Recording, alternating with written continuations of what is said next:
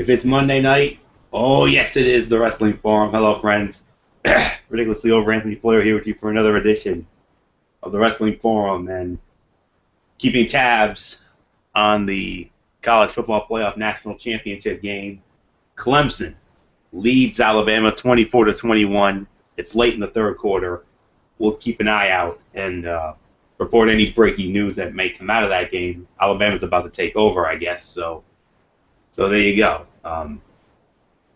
24-21, Clemson leads. So we'll see what happens. So definitely we're definitely getting more than our money's worth in that one. I'm not at all surprised. I knew we were going to get something good. So, all right. Joined as always by, of course, my partners in crime as always, the Cerebral Viper Michael Fletcher and the Phenom Michael Bullock, as we will recap Monday Night Raw tonight from the Smoothie King Center in New Orleans, Louisiana, as we continue on the road to the Royal Rumble, the biggest Royal Rumble match in nearly a quarter century. So, all right. With that said, here we go. We started it off with an in-ring segment. Well, thing is, we had probably the entire men's locker room on stage. So they were all on stage, obviously, because we all know Roman Reigns will be defending the title in the Royal Rumble match. And then out comes Vince and Stephanie McMahon to the ring, and then they were interrupted by Roman Reigns, and it leads into a match, which we'll get into in a moment. But the segment was all about Vince and Stephanie gloating, really limited Reigns by having him merely ask what if he wins. Perhaps this is one of those be careful what you wish for moments, but I thought we should have heard a little bit more from Roman Reigns. That's just how I feel about it. So it was a solid segment. I would say second best segment of the night. There was one segment I felt was better, honestly. So yeah, it kind of felt like one of your typical authority segments more than anything else. And then it led into a match. Dean Ambrose, the Intercontinental Heavyweight Champion, against Sheamus. Non-title match. It ends in a double countout in 14 minutes of action, 14 minutes even. So, and they also announced that Roman Reigns was going to be competing in what was dubbed the first ever one versus all match. So, there you go. So we'll get into that later. But it's the second best segment of the night, as far as I'm concerned. And then, of course, as far as Ambrose and Sheamus goes, I would say one of the top fights of the night. I'm not going to say it was the fight of the night, not a chance, but one of the top fights of the night. Between 2.5 to 3 stars. Good brawl between Ambrose and Sheamus, and a great post-match attack by Kevin Owens. A little surprising that Sheamus wasn't given some type of a win simply because they desperately need a wrestler to click as a top heel. Maybe they don't see him as being the guy, despite his recent title reign. And oh, by the way, Sheamus drew blood. Sheamus was somewhat of a crimson mask. So, yeah, bloodshed on WWE television nowadays? That's not PG. Ain't that right, Michael Bullock? As I give it to you now. That is absolutely correct, Florio.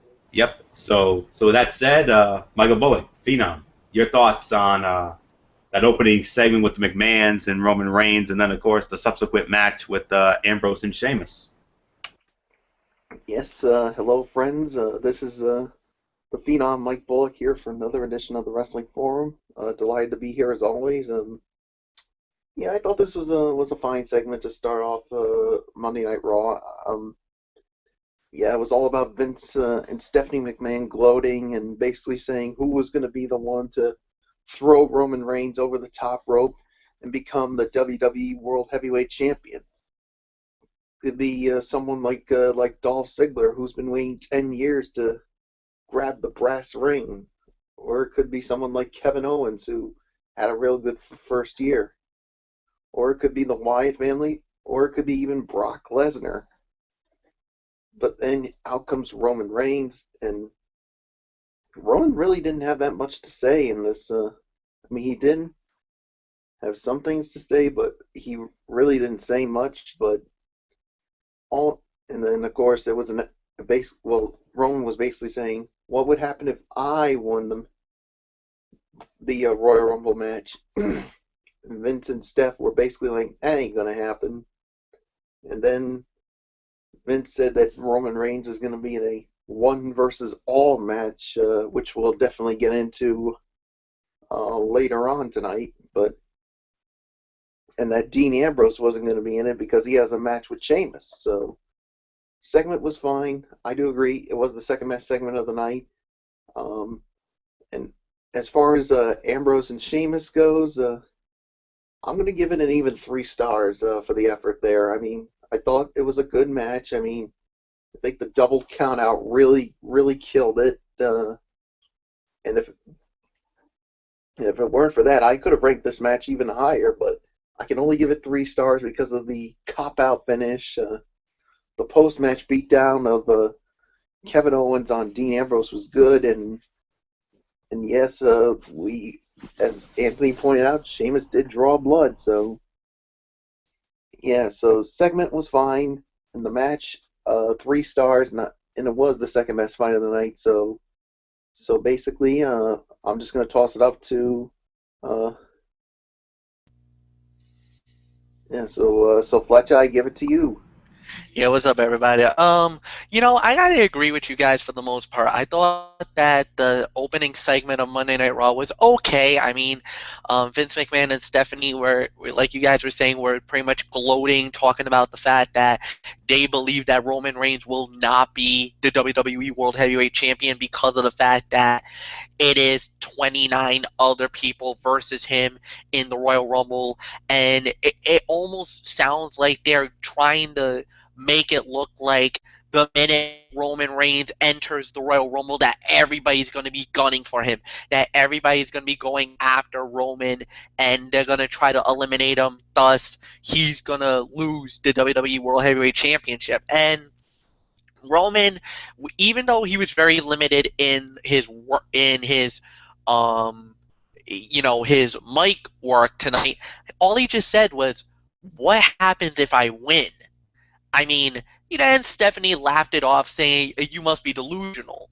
And, Vince is like, well, it's a Royal Rumble. Anything can happen. If for some reason Roman should win the fight, he'll still be the WWE World Heavyweight Champion. So they're kind of trying to plant the seeds of, I hate to say this, but this could be a super Roman moment, a la Super Cena, where Roman probably defies the odds, wins the Royal Rumble, and maintains the WWE World Heavyweight Championship. But I think there's a major caveat to this now because of what happened at the end of the show, where now we actually have a legit contender who might just actually disrupt and actually ruin Roman's dream of successfully defending the title. But I'm not going to go in just yet. We'll wait. We'll hold off. Until then, I mean, it's basically, it was okay for what it was worth. Now, as far as the Dean Ambrose versus Sheamus fight, I'm going to give it 2.5 stars. I think Michael Bullock, you scored it a little bit.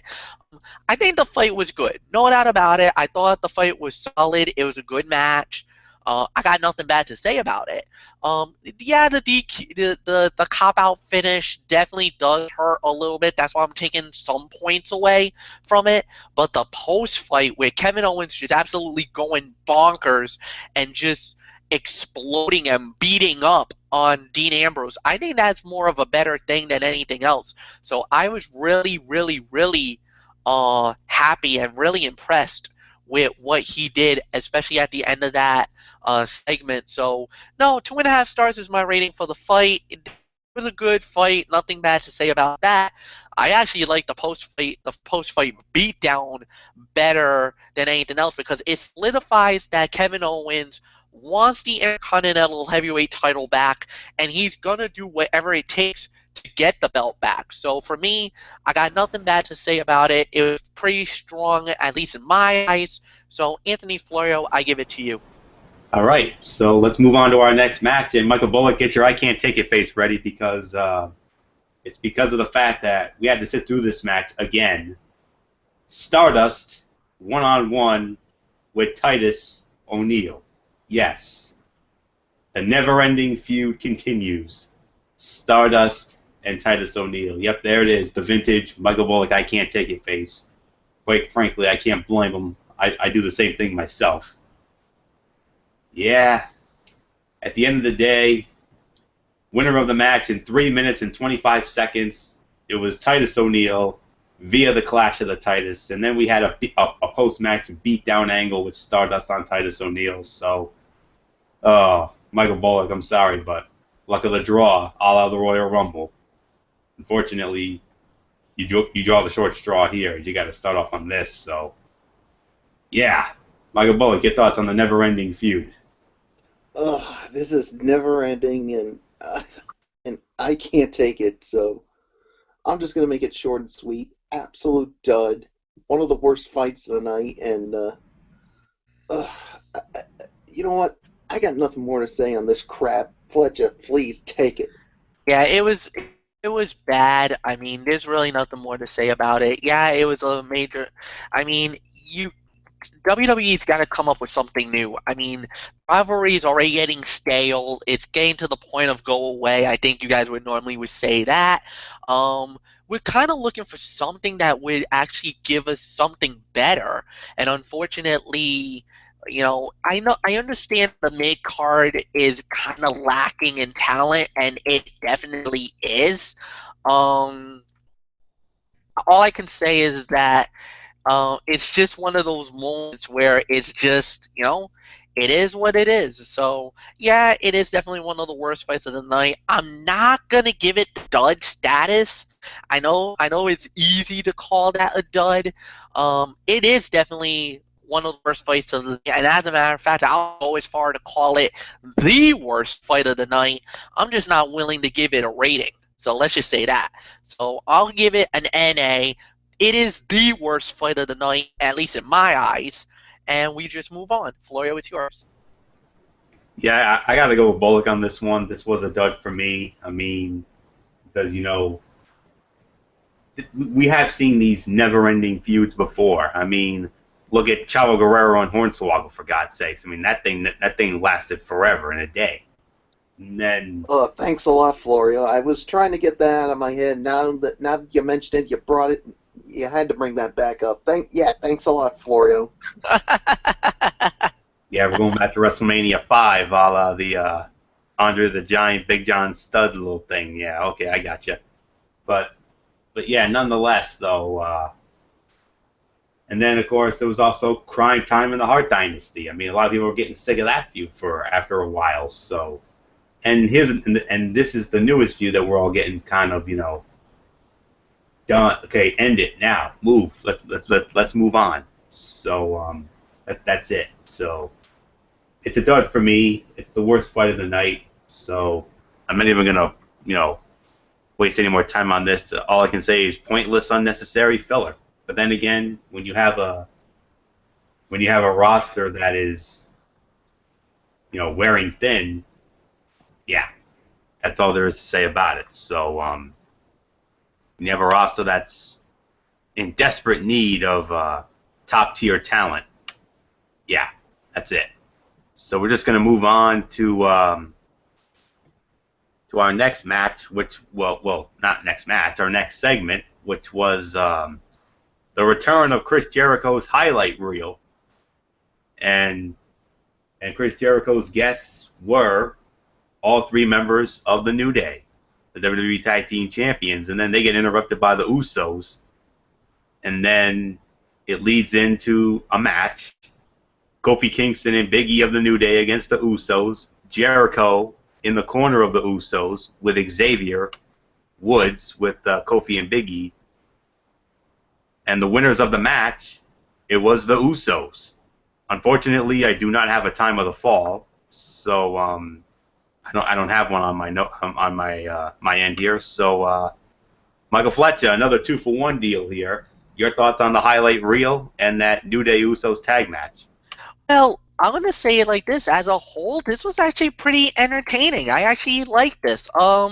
First off, when it came to Chris Jericho and the New Day, I thought it was okay. I love the New Day gimmick. And Chris Jericho, he's always been one of the better guys, in WWE when it comes to talkers. And how they would, and I like the back and forth that they had, especially in that fight, in this fight. And I know it definitely was pretty good. Then, the Usos do come out, and they basically were like, they try to establish something better, something good, something that was, funny enough for the fans and the whole 9 yards. And I think for the most part it worked. I thought it was good for us. And then we get the tag team fight, and this was actually very enjoyable. I thought this was, another solid 2.5 star fight, to say the very least. I know the biggest talking point was, that the Usos did get the win in the whole 9 yards, but it's also, but one other major thing that came out of this was Jericho did the unthinkable. He broke the trombone of Xavier Woods, and Xavier Woods went catatonic, man. You want to talk about, how dare you? Oh, woe is me, and all this other jazz. He was absolutely heartbroken. That it was destroyed, that his trombone got destroyed and everything else, much to probably the delight of Anthony Florio and Michael Bullock, to hear that pesky trombone is now gone and done with and destroyed and everything else. Yes. So, okay, you can get it out of the system, Florio. I know you're happy, but I mean, yeah, it was a good fight. I liked it. Like I said, 2 to 2.5 stars is my rating for the match. So, Florio, I give it to you. The trombone is gone, and Michael Bullock, join me if you would. Yes. Yes. Yes. Yes. Yes. Yes. Yes. Yes. Yes. Yes. And Oh. Xavier Woods, take that trombone and stick it where the sun don't shine. Big boy. That's all there is to say about that. So, yes, the trombone is gone. And if you're sour about that, well, too bad. No. We're not going to dare be sour about that. No way. So, It's the old saying of sorry about your damn luck.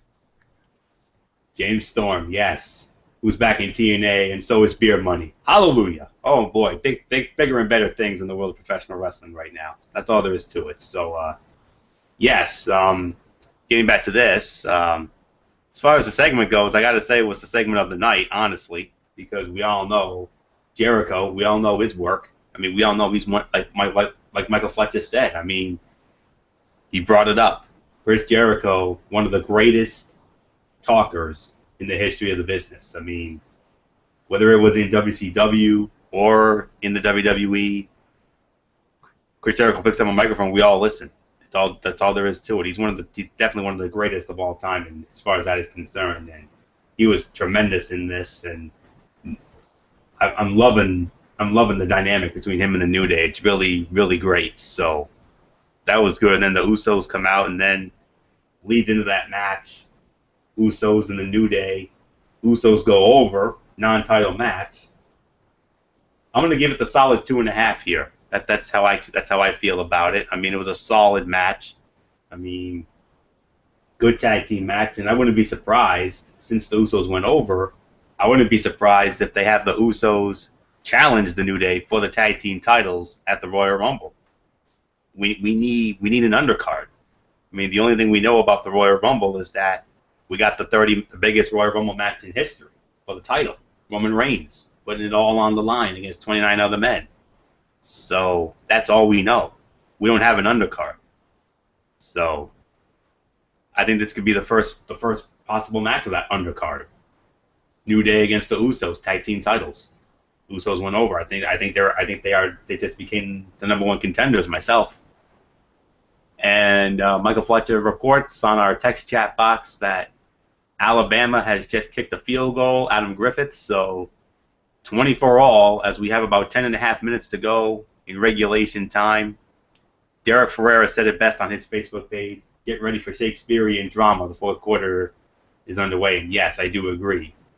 Shakespearean drama. We're gonna get it, boys. I think we're looking at its absolute finest here. So all I can say is this championship game is already better than the one we had last year with Ohio State and Oregon. So that's just how I feel about it. So segment of the night as far as highlight reel is concerned, the match, 2.5 stars, another one of the fights of the night, not the fight of the night. So Michael Bullock, your thoughts on all that? Yeah, I thought this was the segment of the night as well.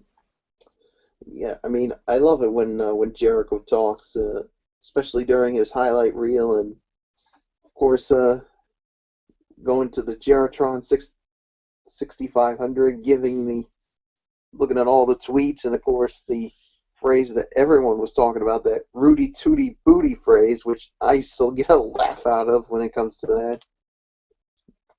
And then out comes the New Day, basically saying, you know what, we don't care about you, Chris Jericho, and Kofi's like, you don't even know how to show respect, and Big E says, you know what, your return is shameful. And then Usos come out and basically say, you know what, New Day, if you're the true tag team of the year, then why are you holding the Slammies? Then why are we holding it, I should say? And they say, you know what? How about you put your money where your mouth is and face them for the titles? And then Kofi's like, you know what? Your mathematics game is a little off. There are only 2 of you Usos, and there are 3 New Day. And then Jericho's like, you know, he basically shuts him up and calls Kofi a dumbass and says, you know, how about a tag team match where Kofi and Big E with Xavier Woods in their corner against the Usos with Jericho in their corner? So, yeah, so I thought this was the segment of the night, and as far as the match goes, 2.5 stars, I do agree. Solid match for what it was, and yeah, now with the Usos getting the win in this non-title match, the question now is, I mean, will they get a shot at the tag team titles maybe at the Royal Rumble? So we'll have to wait and see. So segment of the night on the segment, and a 2.5 star match on the match. So that being said, Florio, let's move on. Yeah. So let me just look and see what we have here. I just want to make sure we have. Then we had that backstage moment. So, okay, this is something really special here. So you know, it's been well documented on this show for the last few months now that Michael Bullock and I have afternoon drives. You know, nowadays a lot. I mean, nowadays Michael Bullock and I go on afternoon drives. You know, to my office, and he shared some very exciting news with me today, and which leads into this next segment here.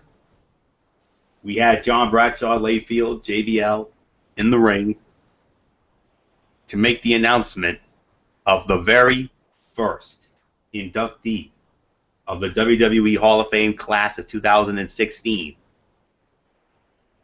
Of course, I'm not at all surprised that they're already getting into this. Usually it's right around January or so that we get that first announcement. Of course, we'll get the rest of the class probably right around February or so as we, really get into the heart of WrestleMania season.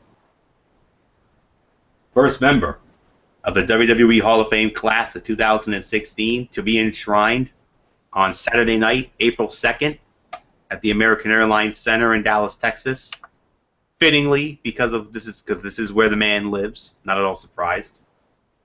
First inductee, ladies and gentlemen, the one, the only, the icon himself, Sting. Sting is going into the WWE Hall of Fame. He will be the headliner of the class of 2016. Well-deserved honor. And it was Michael Bullock who informed me of that when we had our drive this afternoon. And it's very simply put, not at all surprised. I mean, we all knew he was going to get the call one of these days.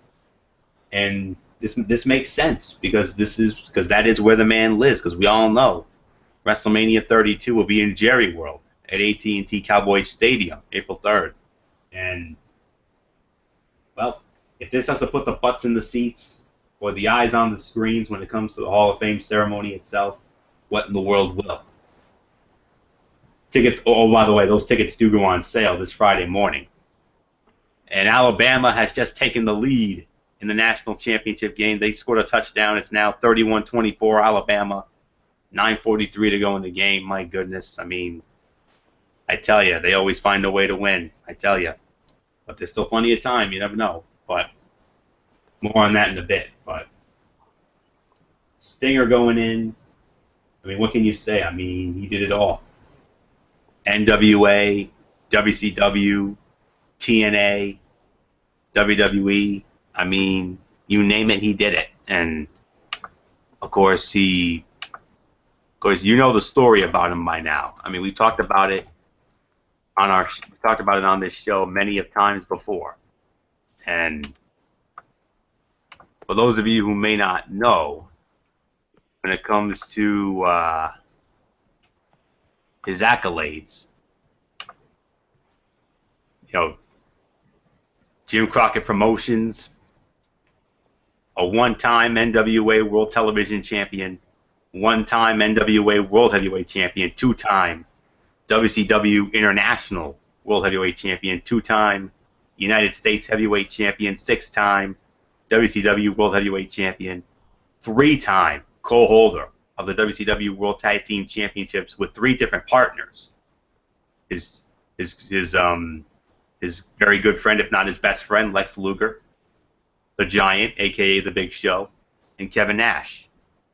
Also, along with Lex Luger, they won the Jim Crockett Senior Memorial Cup in '88, won the Starrcade Iron Man Tournament in 1989 as part of the 1989 Starrcade Future Shock. I remember that very well. I saw the event. It was a fantastic event. He beat Ric Flair in a sensational final, if I do say so myself. Also won the 1991 Battle Royal, 1992 King of Cable Tournament, and two European Cups in '94 and 2000, and the third WCW Triple Crown Champion. TNA, he won the NWA World Heavyweight Championship again for a second time. Four-time TNA World Heavyweight Champion. Was also a TNA World Tag Team Champion with Kurt Angle. I think that was, I'm not sure if that was during the Main Event Mafia days. 2007 Inspirational Superstar of the Year. TNA Match of the Year twice. Bound for Glory 2007 against Kurt Angle. Fantastic match, I agree with that. And then again in 2009, same event, Bound for Glory against the phenomenal AJ Styles. And was also the very first inductee of the TNA Hall of Fame in 2012. Pro Wrestling Illustrated Comeback of the Year. Three-time winner of that award, 2006, 2011, and 2014. Had the Match of the Year in '91 with Lex Luger against the Steiner Brothers at Super Brawl. Yes, that was a very epic match. I remember that very well. Most Improved Wrestler in 1988. Most Inspirational in 1990. Popular Wrestler of the Year 4 times in '91, '92, '94, and '97. 1990 Wrestler of the Year. Ranked number 1 in the PWI 500 in 1992. In the PWI years in 2003 was ranked number 15 of the top 500 singles wrestlers, and also in that same issue, him and Lex Luger ranked number 52 of the top 100 tag teams. Was also a 3-time Universal Wrestling Federation World Tag Team Champion, 2 times with the late great Eddie Gilbert, and once with Rick Steiner. World Wrestling All-Stars, he was a WWA World Heavyweight Champion. And then, of course, the Wrestling Observer newsletter, Match of the Year, Ric Flair, Clash of the Champions, 1988. Duh. Hello. If you haven't seen the match, it aired the same night as WrestleMania 4. 5-star classic. Yes, it ended in a draw, but who the hell cares? That thing was a 45-minute draw. If you haven't watched it, strongly suggest you do, because you'll see a Matt classic, and that's one of the matches that got me into technical wrestling. First of all, 1988 and 1992 was the most charismatic. 1988 most improved. 1990 most unimproved. 1991 had a 5-star match in the Wrestling Observer newsletter. Him, Brian Pillman, and the Steiner brothers against the Four Horsemen at Wrestle War, the War Games match. Yeah, that was 5 stars indeed. And then 1992, him and Nikita Koloff, Ricky the Dragon Steamboat, and Barry Windham, Sting's Squadron against the them and Dustin Rhodes against the Dangerous Alliance, Arn Anderson, Ravishing Rick Rude, Stunning Steve Austin, Bobby Eaton, and Larry Zbyszko. Wrestle War 92. Yes, that was another 5-star classic. I agree with that. Best Babyface in 1992. Had the worst worked match of 95 with Tony Palmore at Battle 7. And then in 2011, the worst worked match of the year with Jeff Hardy at Victory Road. Again. I strongly suggest you do not ever watch that match, because that thing, we don't ever talk about that match here. And then in WWE, 2 Slammy Awards. This is also Moment of the Year when he debuted at the Survivor Series to help Team Cena beat Team Authority, and then the surprise return of the year this past year when he went after Seth Rollins the night after SummerSlam that set up the Night of Champions match, and so there you go. So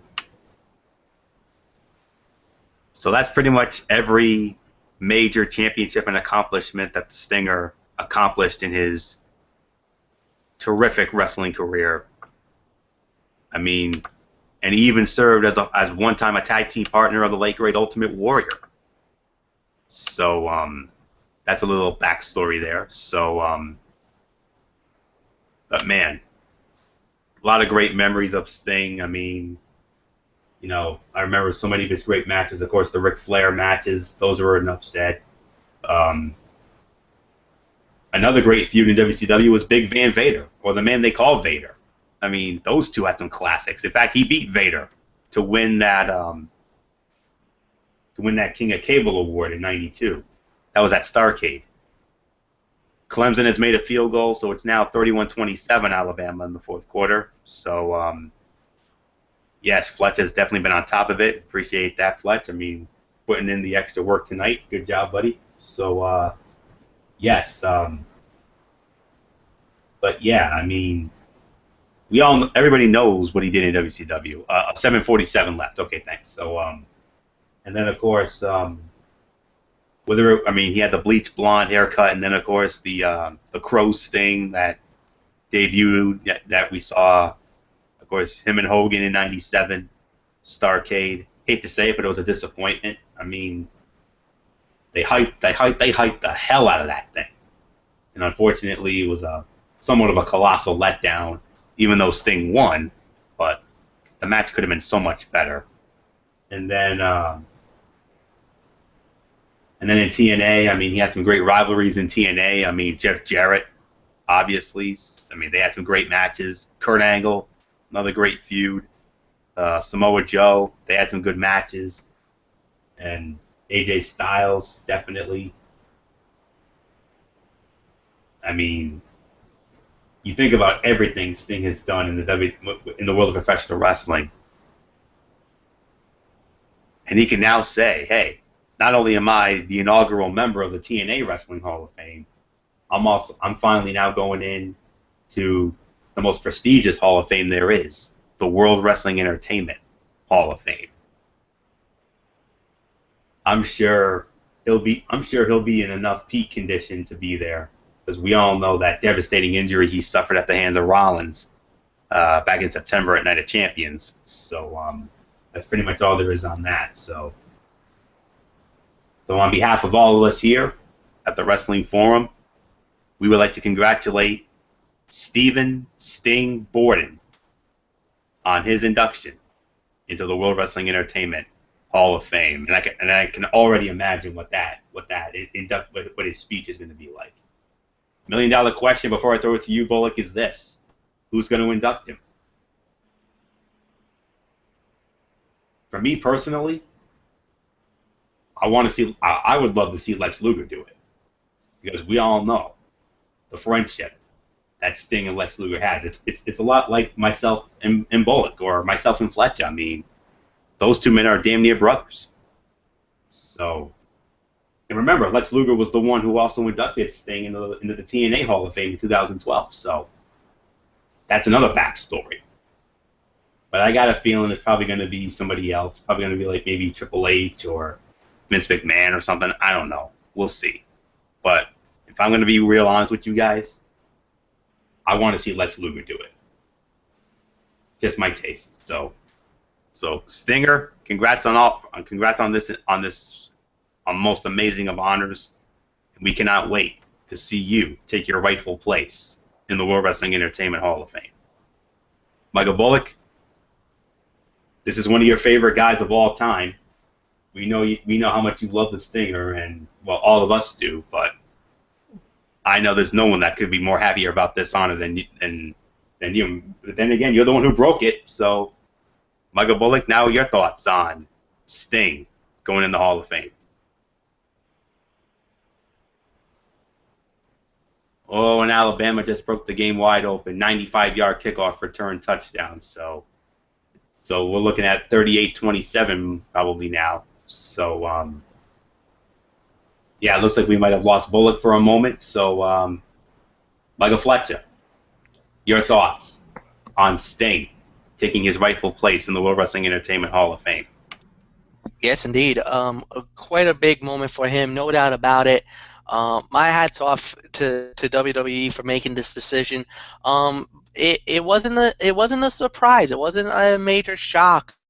A lot of people knew that he was probably in the running to go in to the Hall of Fame, no doubt about it. It was just kind of where and when and how. It was just a matter of time. From the minute that he debuted in WWE, it kind of was foretold that he was probably going to be into the Hall of Fame soon enough, and now they made the official announcement. He's the first one in.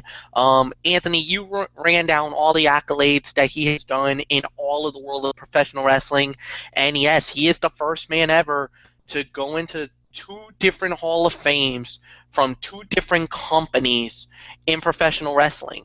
I mean, as much as, Ric Flair's the only man to go into the Hall of Fame, into the WWE Hall of Fame 2 times over because of being a member of, the Four Horsemen, and then individually, Sting can now say he's the first man ever in professional wrestling to go into 2 wrestling organizations' Hall of Fames. And I think that's a great honor for him, a tremendous honor, and a tremendous privilege, to say the very least. And I'm very pleased that he's going into the Hall of Fame as always. So, congratulations to Sting for the great honor. Mike Bullock?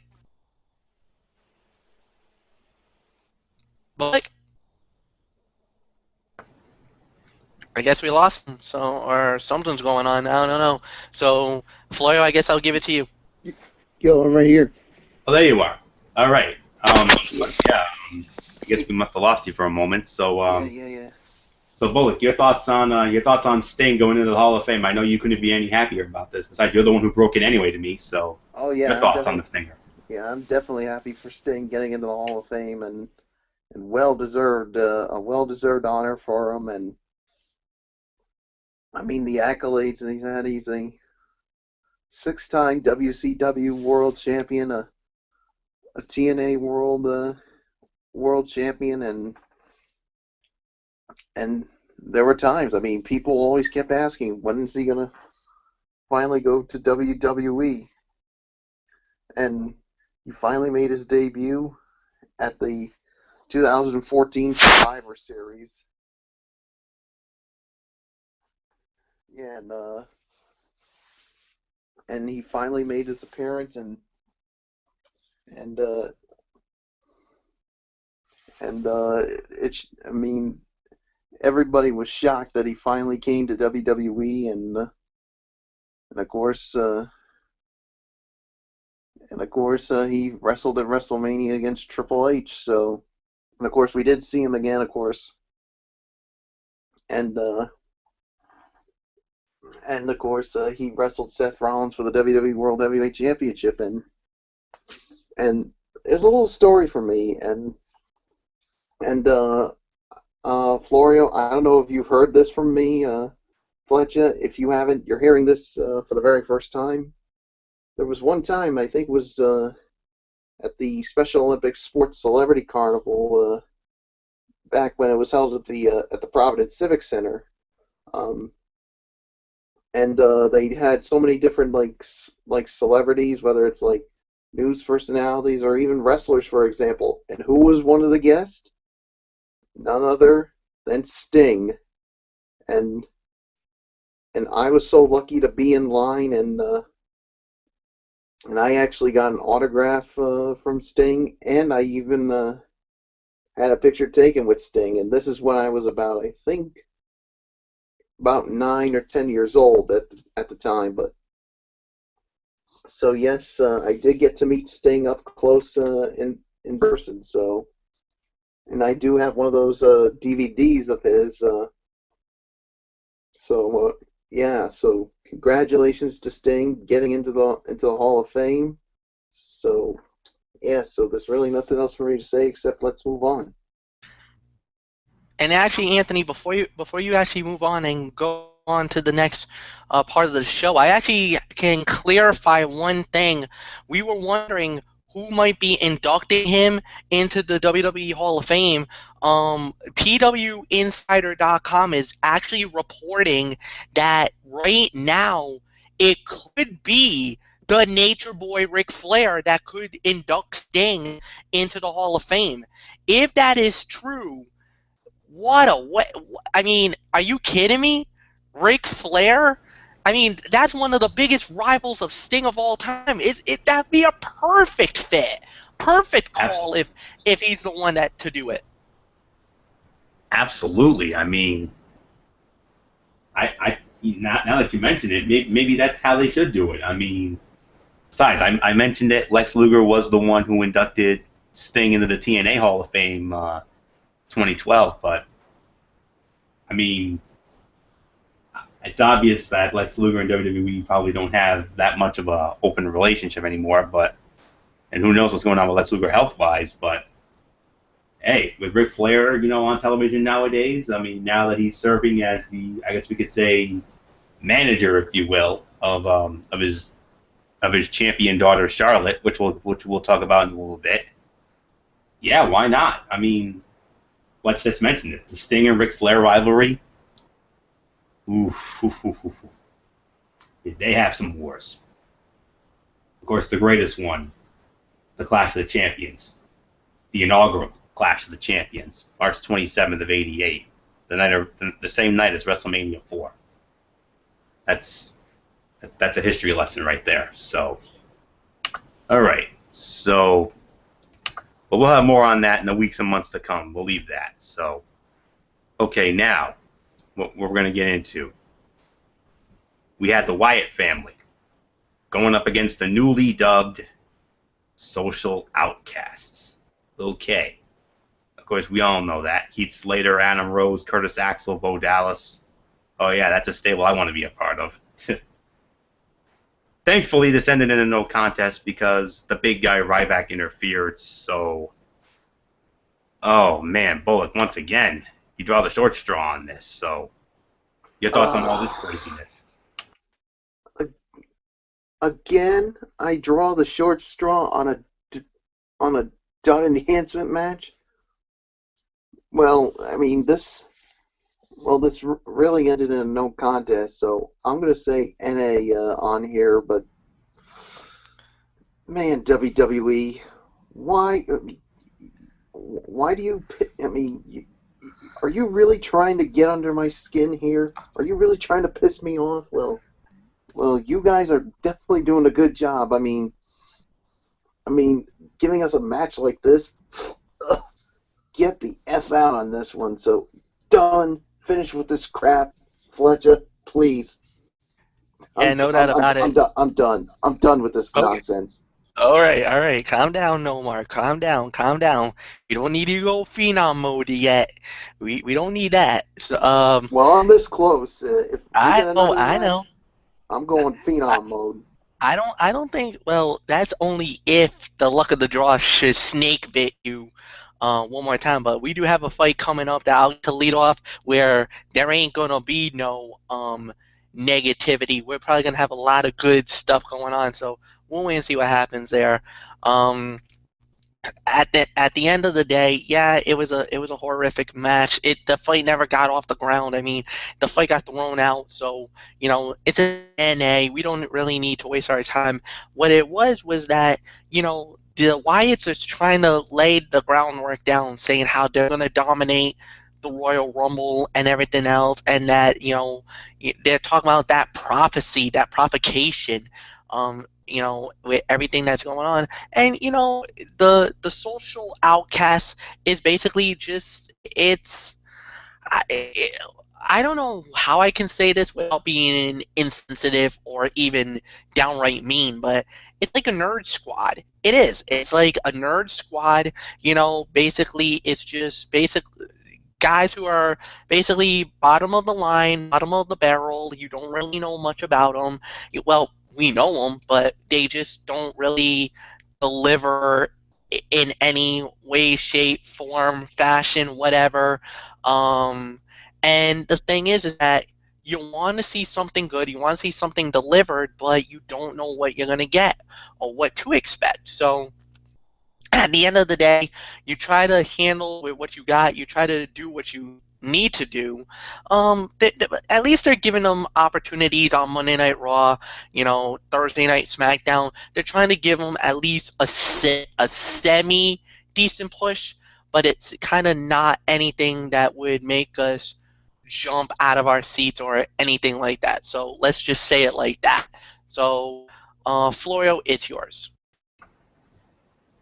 You just said Clemson scored a touchdown. Can you confirm that? Fletch?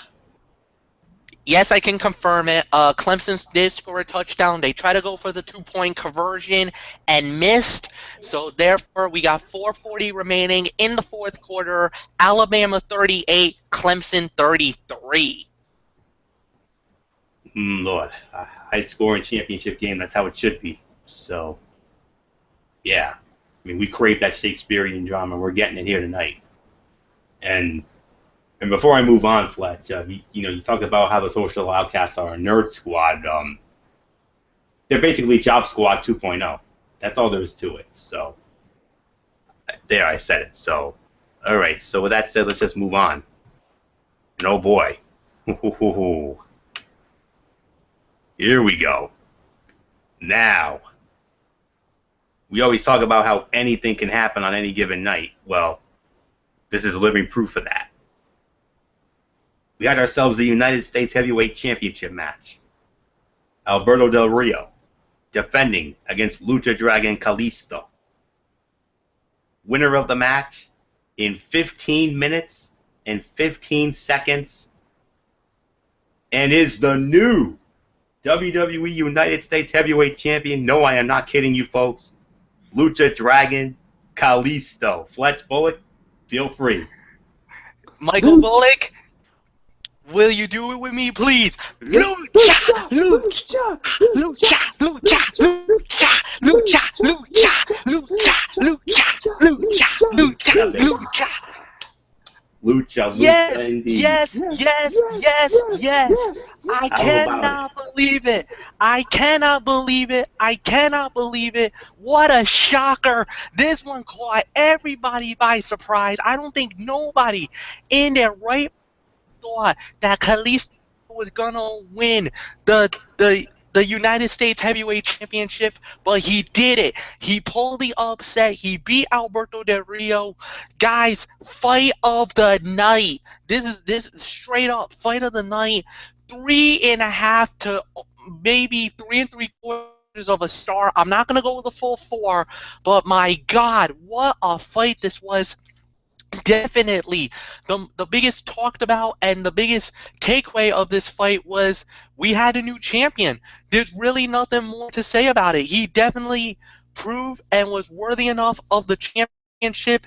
You know, he's gotten a little bit of the rub. He got that big win on SmackDown on Thursday, which set him up to get the opportunity for the belt. And now, you know, because of John Cena's injury and everything else, because this was supposed to be John Cena's spot, he was supposed to fight him possibly at the Royal Rumble. Cena is now out, clearly out, with the torn rotator cuff on the left arm. So now what happens?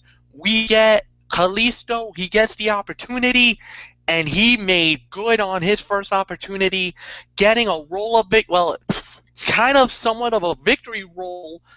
He gets the 1, 2, 3. But more importantly, gentlemen, we have a new United States heavyweight champion. And for the first time in, since probably the days of Rey Mysterio or the days of Eddie Guerrero, we have, I truly believe we have, well, for the second consecutive time, we have a Mexican wrestler as the United States heavyweight champion, and this is a great honor. And I loved how Kalisto talked about the interview. You know, he was talking about the Mexican lineage and everything else, and it really cemented to me that this is gonna be the new face of Latino wrestling, for, you know, because what was the one thing that WWE has prided themselves on? You know, trying to bring an international guy to become a big star in their native country. In Ireland, it's Sheamus. In England, you got Wade Barrett. For Mexico, you didn't have that major star until now. Kalisto is young, he's vibrant, he's the right guy for the right moment. I mean, ever since he did that Calio de Sol, you know, against the Usos, where he did that on that ladder, during that ladder match, it kind of cemented something bigger and better. And now he's the United States heavyweight champion. Whoever would have thought this? You know, he's had a remarkable couple of months, to say the very least. And you know what, Anthony, you always say strap the jetpack on the guy's back because he's going to be rocketing up all the way up to the moon. Well, guess what? He reached that brass ring tonight. He's reaching for the stars, and I truly believe now bigger and better things could happen for Kalisto. I'm so happy for him. Congratulations, the new United States heavyweight champion. There's nothing more to say. Anthony Florio, how do you follow that? There's only one thing I would love to hear you do, Fletch, before I take it, and that is I would love to hear you honor the late, great Gorilla Monsoon. You know where I'm going with this. That history has indeed been made here tonight in New Orleans. You know it. Well, I'll even tell you this. When I had my, when I was visualizing it in my head, how I would have called it. Yeah. Once the 3 went down, I remember going, whoa, we got a new champion. And then they did the announcement, and then I actually did say it. History has been made here in New Orleans tonight. Kalisto is the new United States heavyweight champion. Well, I would have had you doing it a little bit differently, honestly, when the 3 went down. I would have had you just go, oh my God, oh my God, oh my God, we got a new champion, or something like that. But, yeah, what an epic moment indeed. Oh, man, I don't know how to follow that. I mean, Michael Fletcher, you did it again, the hype man. You know how much we love your hype man mode here. I mean, my goodness. But, oh, yes, we're in agreement here. This is the fight of the night, no question about it. 3.5 to 4 stars. This was a fantastic match. I mean, Shakespearean drama at its finest. I mean, some great back and forth action, some great near falls down the stretch, and Kalisto wins it with a victory roll. And fellas, I mean, if you thought that match was good, just wait till Thursday night when these two throw down again. Oh yes, it is official. Thursday night on SmackDown, Alberto Del Rio invokes the rematch clause. Alberto Del Rio will challenge Kalisto for the United States Heavyweight Championship. So I know you boys are down with that. So really not a lot to say here, except Fletch brought up the Latino demographic, the heritage.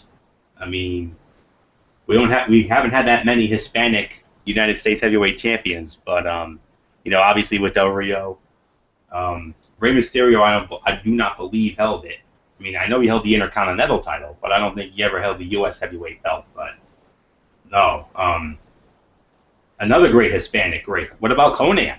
I mean, I believe Conan was a former United States Heavyweight Champion, if I remember correctly. So back in WCW, and then obviously Fletch, you mentioned it. Your idol, as well as an idol for many of us, the late great Eddie Guerrero. I mean, lying, cheating, and stealing. Yes, as a matter of fact, he was the very first WWE United States Heavyweight Champion when Stephanie McMahon, when she was the general manager of SmackDown, when she, brought back the United States Heavyweight Championship only with a WWE twang to it. Eddie Guerrero was the inaugural champion back in 2003 when that belt was brought back to prominence. So, but definitely congratulations go out to Kalisto of the Luchas.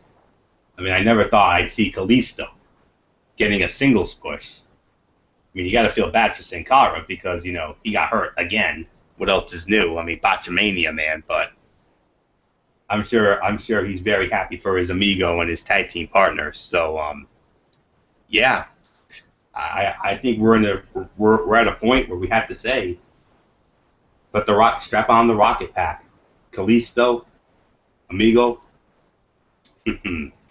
You're on a rocket to the moon, brother. It's as simple as that. So, congratulations, United States Heavyweight Champion Kalisto. Wow. Question is, can he do it again on SmackDown? Those spoilers come out tomorrow, so we'll find out. 3.5 to 4 stars, fight of the night, no doubt about it. Michael Bullock, how do you follow that? Yeah, without a question. This is the fight of the night here, and yeah, I'm gonna say 3.5 stars is my rating. To maybe I'll say 3.5 to 3 3/4, but yeah, this was a tremendous match and one with a shocking outcome with Kalisto becoming the new United States Heavyweight Champion. I don't think any of us saw this coming. But I mean, I was going into this thinking, yep, Alberto Del Rio is going to retain the title, but yeah, Kalisto with the first big shocker of 2016, becoming the new United States Champion, and now, of course, the rematch will happen this Thursday night on SmackDown. So, can we get another good match like this? I don't know. We'll have to wait and find out Thursday night on SmackDown. So, yes. So, 3.5 to 3 3/4 of a star is my rating for the. So yeah. So, and just a quick update on the college football playoff national championship game. Alabama, they just scored a touchdown. Hold on. They're reviewing. I don't know if he got in or not. Didn't look. Oh, wait a minute. We're about to get the review right now. And it is It's a touchdown. So, with the extra point, it'll make it Alabama 45, Clemson 33 with 1:07 to go. It looks like Alabama is on it. Yep, that's your ball game. That'll be the Alabama ball game. is on its way to another national championship under Coach Nick Saban. Well, nothing left for me to say except best for business wins out yet again. So, so definitely congratulations. That just shows you the dominance of Alabama since Nick Saban took over that program. But there's actually a decision or a call that happened during this game that kind of was a little bit controversial. They went for an onside kick. It looked like the guy got it literally at the, on the stripe. We didn't know for sure if he got past 10 yards or not. Referee said yes. Clemson definitely had a gripe and a beef with it, but at the end of the day, to me, I think the better team won. Alabama was just too strong. They played great in the first half, but Alabama just has that. They have the experience, and it looks like the experience is going to win out on this night. Alabama is about 67 seconds away from another national championship. Yep. Yes, indeed. So, and don't worry, Friday night on Strictly Sports, we're definitely going to recap the national championship game. And Derek Ferrer released the docket earlier, and I'll share that docket with you all when we do our, when we wrap it up. So, but yes, congratulations indeed to Alabama, another national championship. And I know somewhere Jason Hicksonball has probably got a Cheshire cat-like grin, yay wide on his face right about now. So yeah, so that's all there is to it. So okay, let's move on now. We were supposed to have ourselves a Divas match with Brie Bella going up against Divas champion Charlotte. Of course, Alicia Fox in the corner of Brie Bella, Nature Boy Ric Flair in the corner of Charlotte, as always. But the match never got off the ground because Becky Lynch coming in from behind and ambushing Charlotte. So obviously this is going to go down as an NA, but yeah, the Becky Lynch Charlotte rivalry has officially ignited. So there's no question about it. These two are on a collision course for a Divas Championship match at the Royal Rumble, and then Becky cut a very good promo backstage and with genuine emotion and believable words, and the best mic work we've heard from her on the main roster, not even close. So that's all there is to say about that. So obviously an NA for the Charlotte and Brie Bella fight, but the post-match with Becky Lynch and the backstage promo I thought was fantastic. So Michael Bullock, a quick thought on all this Diva stuff here. Yeah, NA for me, and yeah, that backstage promo with Becky Lynch. I mean, that's about as intense as I've ever seen Becky Lynch in a while since since she got called up to the main roster. So yeah, we're definitely on a collision course for Charlotte and Becky Lynch for the Divas title at the Royal Rumble. So really have nothing more to say on it. So Fletch, I give it to you. Yeah, no doubt about it. NA for me, no major reason to talk about the fight because the fight never really got off the ground. Becky just showed up and went absolutely bonkers. But then again, this was brewing. This was brewing between the two of them. Becky just had enough and just wanted to take some emotion out of her former best friend. She thought that there was definitely some wars going on in the whole 9 yards. And at the end of the day, it is what it is. But I will say this: I really felt Becky tonight. I thought it was a very inspired type moment. I thought it was amazing, to say the very least. For me, I thought it was a great situation because of the fact that we finally got to see some emotion and everything else. And she showed that, hey, I've been here enough. I know what the business is. I know where this is all about. And I just want to deal with what I got to deal with. And at the end of the day, I got to fight. The battles, the wars, everything is going on for a reason. So we got to handle what we can handle. And at the end of the day, that's what's going to happen there. So I liked what they did. I love Becky Lynch. I'll say it like and Florio, one of the reasons why I say that. But that'll be more behind the scenes than anything else. But I think she's an amazing talent. I think she's definitely got a bright future. And then there's also a personal reason why I kind of have a thing for Becky Lynch. But I'd rather be professional here tonight than anything else. So with that said, that's all that I can really say about that. One little quick note. I just want to say, Clemson just scored a touchdown. It's 45-40. There's only 12 seconds left in the game. Basically, Clemson would have to do a onside kick if they're able to retain. If they're able to get the ball back, then basically it's basically a Hail Mary heave to the end zone, and hopefully, well, we'll get something crazy out of this. So the game's still going, 12 seconds left, but Alabama's up by 5 now, 45-40. So Florio, it's yours. Oh man, what a game! That's all there is to say about that. So yes, keep an eye on that indeed, Fletch. And now we move on to the main event. One versus all, Roman Reigns. Select few guys were out there. The League of Nations. Well, Sheamus and Del Rio. I didn't see Rusev or King Barrett. But Sheamus out there, Del Rio out there, Ascension, Wyatt family, New Day, Kevin Owens. And for a majority, Roman Reigns and Kevin Owens was the match.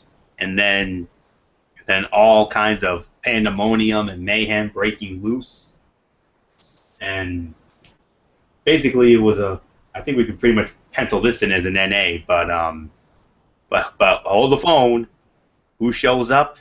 The Beast incarnate, Brock Lesnar. Lesnar clears the ring of everybody, but then he would deliver an F5 to Roman Reigns. So, Michael Bullock, your thoughts on all this main event craziness? Yeah, yeah, I'm gonna say NA on the match here, since it did end in a no contest. But yeah, I mean, the match was getting good, and then we had all this mayhem, this chaos that happened, and then yep, out comes the Beast incarnate, Brock Lesnar, clears the ring of everybody. Basically, a double clothesline to Kofi Kingston and Xavier Woods, a suplex to Big E, a German suplex to Kevin Owens, and then well, let's just say everybody got taken to Suplex City, and then an F5 to Roman Reigns, and basically, yeah, so they both smiled at each other. So what a crazy way to close out Monday Night Raw, and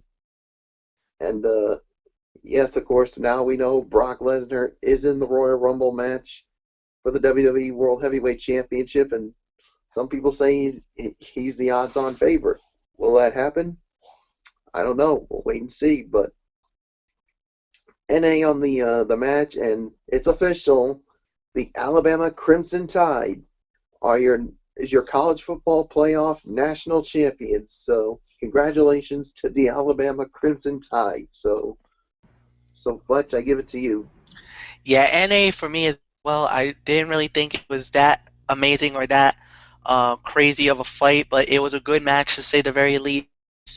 But I will say this: hats off to Kevin Owens, because practically the match itself, if you really, it was Kevin Owens versus Roman Reigns. Yeah, they did say that it was everybody against themselves and the whole 9 yards, but these were the two guys that actually started the fight, and for relatively the whole fight, they kind of were.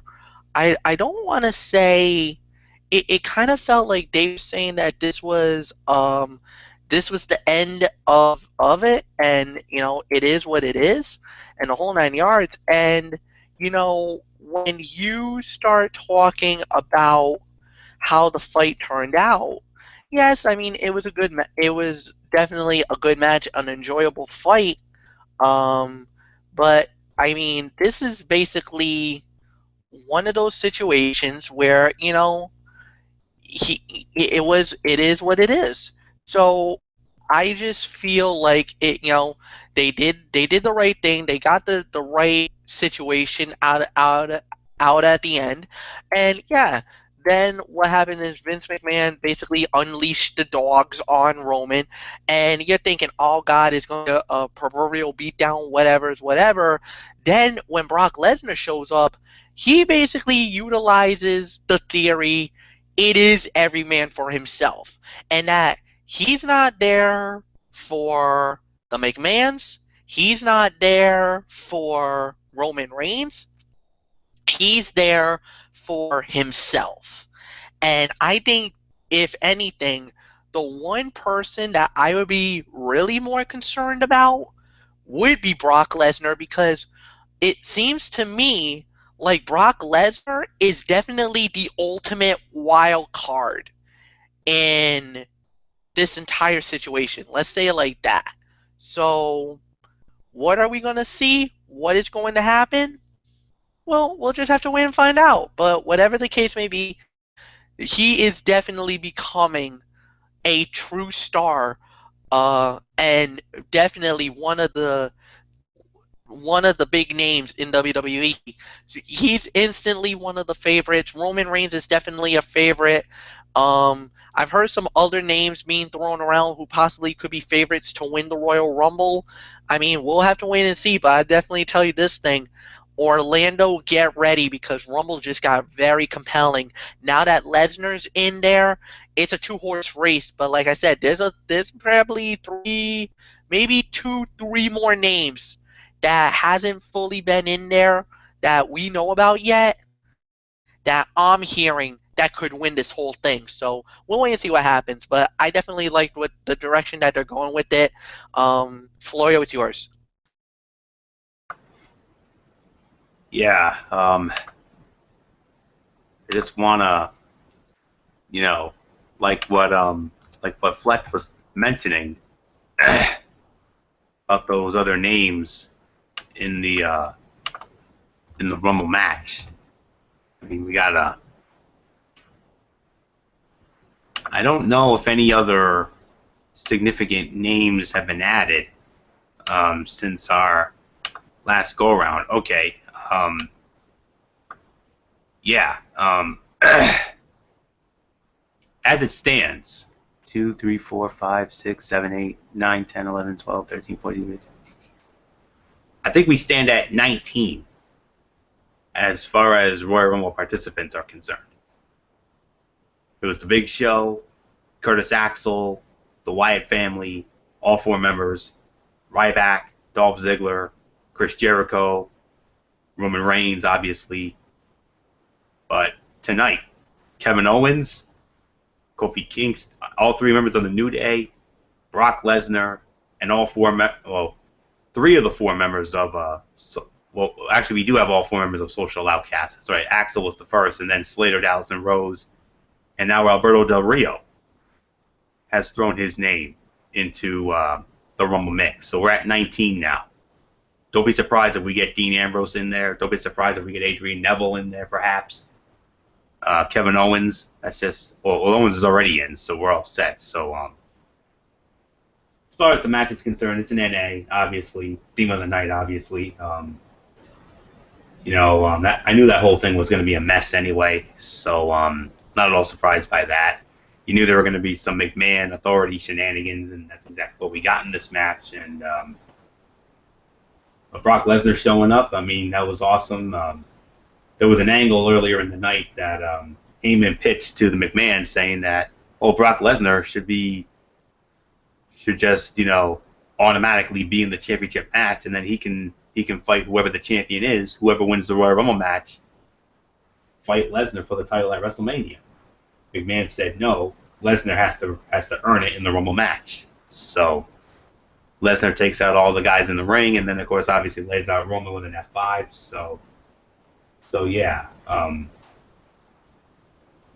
that's all there is to say about it. So I think we're all agreed it's an NA for this particular main event to close out what was, a halfway decent edition of Monday Night Raw tonight. So overall review time, and I believe it's Fletch who starts it off. Am I correct on that? Yes, it is. All right, Michael. All right, and I'll say it like this. It was an okay Monday Night Raw. I could probably get a 10 is my rating for the show tonight.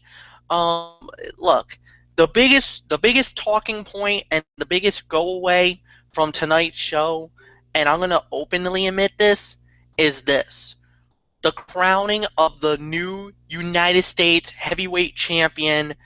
Um, it was an unbelievable moment. That's definitely going to be one of the biggest takeaways of the show. And then we're also going to talk about, you know, Brock Lesnar coming back, basically destroying everybody, and now you're looking at them as him as definitely the favorite to win the WWE World Heavyweight Championship in the Royal Rumble. He has to be one of the favorites, along with Roman Reigns. I do have a theory of one other like I said, there's a couple of other guys who I have in mind who I think could win the Royal Rumble or who could become the new WWE World Heavyweight Champion. Because of the fact that with the way that WWE is really setting this up. So we'll see what happens, and we'll go. And when we get closer to Rumble, then I'll go there. But I think right now you just have to say that this was a good show. It was a good show, solid show, no doubt about that. I'll say it like that. And for me, definitely the number one thing is, like I said, Kalisto winning the belt, then Lesnar showing up, destroying everybody in sight, including Roman Reigns. So, I thought those were the two major highlights. There wasn't really that many great things to talk about, but there was definitely good enough that I give it a passable grade. 6 out of 10 is my rating for tonight's show. Anthony, I give it to you. Yeah, I'll probably give it between 6.5 to 7 out of 10 for me.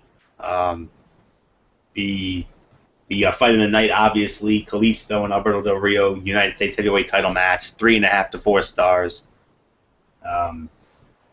Second best, I probably would have to give a slight edge to the Dean Ambrose and Sheamus matchup, despite the double countout finish, and then the tag match with the Usos and the New Day. Those are your top 3 fights right there. 3 NA matches, yeah, including the main event. Charlotte Brie Bella was another NA, and then the Wyatt family and the Social Outcasts. So that was it. 2 very good segments. Segment of the night for me, the highlight reel with Jericho and the New Day, despite the interruption by the Usos, and then obviously the opening segment with the McMahons and Roman Reigns and all the superstars on the stage. So yeah, solid edition of Monday Night Raw. I mean, overall, it had its good moments. It was nice to see them advertise, a few things for SmackDown. We had 3 matches announced for SmackDown. Of course, the big one, obviously, Kalisto and Alberto Del Rio, the rematch for the United States Heavyweight Championship. We also have, for the first time in 4 years, a tables match on SmackDown. The Dudley Boys going up against the Wyatt family. And then the tag team match with Kevin Owens and Sheamus going up against Dean Ambrose and Adrian Neville, which should be an interesting tag team match. So 3 huge matches announced for SmackDown. And I'll tell you what, I mean, a lot of the dirt sheets I read said that SmackDown was going to be a more prominent show once it moved to the USA Network, and it's starting to become a more prominent show. And after that very good inaugural edition of SmackDown on the USA Network with Mauro Ranallo, who I thought did a fantastic job on the play-by-play, and Byron Saxton, who's vastly improving. I mean, I didn't really feel him at first, but I gotta tell you, I'm starting to like that young man's work even more as the weeks go on. And for the first time in a long time, we got heel Jerry the King Lawler on commentary. That's freaking epic right there. That's epicness right there. I mean, we all know how awesome he was during the good old days, during the Attitude Era and whatnot. But nonetheless, check it out Thursday night. Should be a lot of fun. So say it like this: overall, Raw had its good moments. Great to see them advertising those 3 matches for SmackDown. The only thing is this: they really need to deliver next week. Because why? Hello, go home edition of Monday Night Raw. It's going to be at the Nationwide Arena in Columbus, Ohio. We're all intrigued by Roman Reigns and Brock Lesnar being in the Rumble, but that's pretty much it so far. Everybody else feels like everybody else. And I think it would also be nice if we actually heard from some of the other wrestlers in an attempt to convince us that someone else may actually win the Royal Rumble match, and to make this Royal Rumble match as prestigious as it is right now. Just thought. So for me, it's a 6.5 to 7 out of 10. Passable show. I agree with Michael Fletcher. But next week, go home show in Columbus. Better deliver. It's the go home show for the Royal Rumble, for goodness sakes. So with all that said, Michael Bullock, your overall thoughts on this show tonight? Yeah, I'm actually gonna go in between, say, 6 to 6.5 out of 10. I thought this was a decent show. It wasn't overly special, I'll tell you that right now. So yeah, so you guys pretty much touched on everything with being the highlights and the lowlights from the show. So there's really nothing more to say except let's put a bow on this edition of the Wrestling Forum. And that's exactly what we're going to do right now. So, of course, I want to thank you all so very much for tuning in. Of course, you know the shout-outs coming up. Bullet goes, and then Fletcher, and then I'll wrap it up with my shout-outs, and then, of course, the future content, including our first official docket for the now season premiere, as the regulation Strictly Sports will make its return on Friday. So Mr. Bullock, start off with your shout-outs, and then Fletch, and then I'll throw down the docket. So Bullock, it's all yours. All right. Of course, we want to thank you all so very much for tuning in for another edition of the Wrestling Forum here on this Monday night. So shout outs to all of our tremendous fans and viewers out there who continue to support our shows, whether it's this or Strictly Sports. It really doesn't matter. We appreciate it, and we thank you all so very much. Of course, shout outs to our super fans, Dee Dee Woodson, Kevin Woodson, Matt Ward, and Jason Hicksonbaugh. Of course, shout-outs to all of our friends from my high school days, Al Berderson, Jimmy Alden, Rob Parsons, Eric Carrier, Tom Souza, the First Lady of the Wrestling Forum, Megan Silva, and the First Lady of Strictly Sports, Kaiser Butler, and of course to the Grand Poobah himself, Derek Ferreira, who with his continued success on sports blogs. So yeah, that's going to do it for me. I'll save the rest of my shout-outs for Friday night for the season premiere of Strictly Sports. So until Friday night for the season premiere of Strictly Sports, this is the Phenom, Mike Bullock, saying thank you all so very much for listening to us. And of course, you know the routine. Thumbs up. Talk to you later. Yeah, the road up, Fortune 4 style. Bye for now, and enjoy the rest of your week, everybody. So with that being said, Fletcher, your shout-outs. Yes, indeed. First off, I want to say thank you to all the great fans out there who makes the Wrestling Forum as popular as it is. You guys are the best fans in the world. You guys already know that. I also want to give a big shout out to, of course, the super fans. You guys already know who you guys are. I want to give a big heads up. Of course, to all my friends in the junior high and high school days. Much love to you guys, to the 2184 crew. Much love to you guys as well. You know, there was a fan last week. Or during the week, and he was talking about, you know, that the guy was there was a certain person, I think this was one of Anthony's friends, and he was talking about how we should try to incorporate a little more of some other wrestling, you know, Ring of Honor or, you know, things like that, because he was a big ROH fan. So what I want to do is I want to give you my quick 2 cents about it, because I do follow Ring of Honor a lot. I thought the show that they had on Saturday, where you can find this from any type of outlet. WJAR Channel 10 actually shows the show at 1 a.m. After Saturday Night Live, or if you want to stay until, I think it's like around 12:05 in the morning on the Sunday going into Monday. They always have some good stuff going on with that as well. And then normally if you have one of the retro channels, I think it's Retro Network, where you could see you could actually watch Ring of Honor on that. It's I think every Wednesday night at like 10 p.m. Eastern. So this week they had a couple of good fights, but the one fight that was really the major standout fight for the week was they had a fatal four-way match, and it was with Mark Briscoe, Moose, Dalton Castle, and a former guy that I think you guys remember, Matt Sydal, a.k.a. Evan Bourne from WWE. So that was a fatal four-way main event fight. Dalton Castle won the fight, which was a major win for him as well. Donovan Dijak is no longer a member of the House of Truth. That was a big thing because of the fact that if you've been following Ring of Honor a couple of weeks ago, Prince Nana showed up and gave one of those mysterious envelopes. Now, what's in that envelope? Nobody really knows. But I will tell you one thing.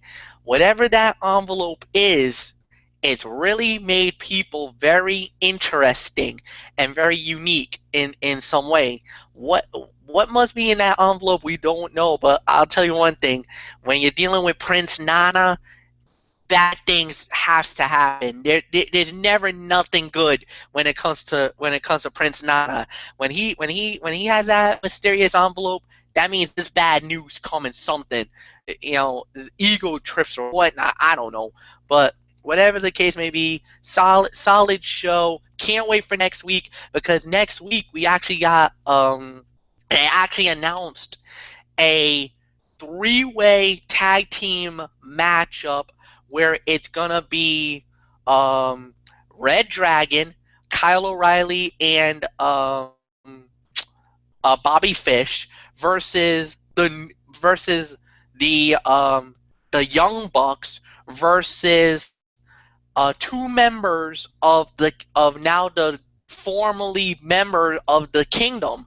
I'm thinking it might be Matt Taven and Adam Cole, because of the fact that this was probably recorded prior. So because Michael Bennett was on that show, but as many of you now know, Michael Bennett and Maria Kanellis are now in TNA. So this might have been recorded ahead of time or before they left for TNA. So we will see what happens on that. Like I said, the new episode comes this Saturday night going into Sunday morning. So if you want to stay up and watch it. I mean, it's a good 1 hour of programming. With that said, for my ROH fan, that's it. You got it, my friend. I'll call it the ROH minute. We'll say it like that. So I'm Mike Fletcher. I'm done. Hugs and hand pounds. I'm out. Florio, it's yours. Well, if you throw in the ROH minute, I'm going to throw in the TNA minute, if you don't mind. So, go for it. Yeah. So, now if you didn't see the show from last week, the debut edition of TNA Impact on Pop on the Pop channel, formerly the TV Guide Network. They crowned a new TNA World Heavyweight Champion as the World Title Series officially ended, and I mentioned it the other night. Ethan Carter III, best known to WWE fans as Derek Bateman. You gotta remember him, of NXT fame. EC3 is the TNA World Heavyweight Champion for a second time. He beat Matt Hardy in a fantastic main event match with the One Percenters, so he's got that. Speaking of ROH, two of ROH's biggest stars, a husband and wife tandem, has now made their way to TNA. I'm talking about the newly cemented Miracle, Mike Bennett, and his wife, Maria Kanellis. Everybody remembers Maria from her days in the WWE. I mean, nobody remembers her more than I do, because I had a humongous thing for that girl. I'll tell you that right now. Oof. and she's still oof. And I cannot wait to see what those two bring to the TNA ring. No doubt about that. So, but the one thing, I mean, as happy as I was, and as much as I've marked when I saw Maria Kanellis with Mike Bennett in TNA, the one thing that I really marked for, and I know Fletch, you marked out for this just as much as I did because we loved these guys, you know, back in the day. They're back together, boys. Beer Money. Yes. You know, Money. Money, yes sir. Your boy Fletch, the Cowboy James Storm, my boy Bobby Roode. They're back together. Oh yeah, we're gonna have some fun with that. You better believe that. So so as far as the next, as far as what you can expect to see on this show tonight, I'm not going to give away the results, but I am going to let you know what you can expect on the show. Tag team match: Rockstar Spud and Grado versus Aiden O'Shea and Mahabali Shera. An in-ring segment with the new champion EC3 and Tyrus, best known to WWE fans as Brodus Clay. So keep an eye out on that. Jeff Hardy's going to go up against some masked wrestler named Shinron. The Dollhouse and the Beautiful People are going to go at it in a street fight. The official reunion of Beer Money. And something big is going to happen with that. And then Mr. Anderson, I guess, is going to have some sort of sit-down talk show segment. His guest will be Matt Hardy and his wife, Reby Sky, and their son. And then the Wolves and Tigre Uno against Eli Drake, DJ Z, and Jesse Goddard in a six-man tag. And then the main event of the evening, the Olympic gold medalist Kurt Angle going up against Drew Galloway, a.k.a. Drew McIntyre. Rave reviews from what I'm reading here. So that's all I'm going to say on that. So that's what you can expect on this Impact Wrestling show on Pop Television tonight. So so that's pretty much it. So, of course, you know, my shout-outs, my usual shout-outs, you know how that goes. All our fans and viewers out there who continue to make our shows as great as they are, appreciate that as always. Super fans, Dee Dee Woodson, Kevin Woodson, and the entire Woodson family. Matt Ward, a very, I'm sure, jubilant Jason Hixenbaugh, his Alabama Crimson Tide. Four national titles in 7 years. Just absolutely incredible. And then from there, Daniel Luttrell from the UK, as he continues his filmmaking aspirations. We support him in that, obviously. And, of course, Megan Silva and Kaiser Butler, along with the rest of our crew. Tommy Souza, Eric Carrier, Jimmy Alden, Al Bradison, and Rob Parsons. And last but not least, the hardcore pipe bomb himself, Derek Ferreira. Continued success with the sports blog. We know, you know how much we love that. Now, Friday night, Strictly Sports. Of course, I'll save the rest of my shout-outs for that. We have our first official docket for Strictly Sports come Friday night, and pretty decent show to say the very least. As I look at this, so here you go. Michael Fletcher and Eric Carrier's Miami Dolphins have a brand new head coach. His name is Adam Gase. We're going to get into that. The Cincinnati Bengals, Vontaze Burfict, suspended. We'll get into that. We'll also recap the College Football Playoff National Championship game with Alabama and Clemson, and what a fantastic game that was. And then in our double main event, we have a double main event here. Our preview of the 4 NFL playoff games as part of the divisional round. Kansas City Chiefs against the New England Patriots. Green Bay Packers against the Arizona Cardinals. Seattle Seahawks against the Carolina Panthers. And the Pittsburgh Steelers against the Denver Broncos. We'll get into all that. And then in the main event of the evening, our first NHL power rankings of this season. And I can tell you right now, for myself and Michael Fletcher, our New York Rangers are not going to be the #1 team by any means. So there's a little spoiler alert.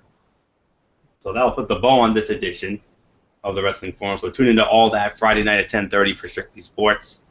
So until then, it's ridiculously over Anthony Florio here for the Cerebral Viper Michael Fletcher, for the Phenom Michael Bullock, and in spirit the Hardcore Pipe, I'm Derek Ferreira. You know the routine, everybody. Thumbs up. Talk to you later. Yeah, throw it up Fortune 4 style. Have a great rest of the week, everybody, and until Friday night for Strictly Sports, the season premiere of that. You've been watching the Wrestling Forum right here on the Zone 25 on YouTube.com as always. Bye for now, my friends. God bless. Be good to each other. And for now, ridiculously over Anthony Florio with the Cerebral Viper Michael Fletcher and the Phenom Michael Bullock.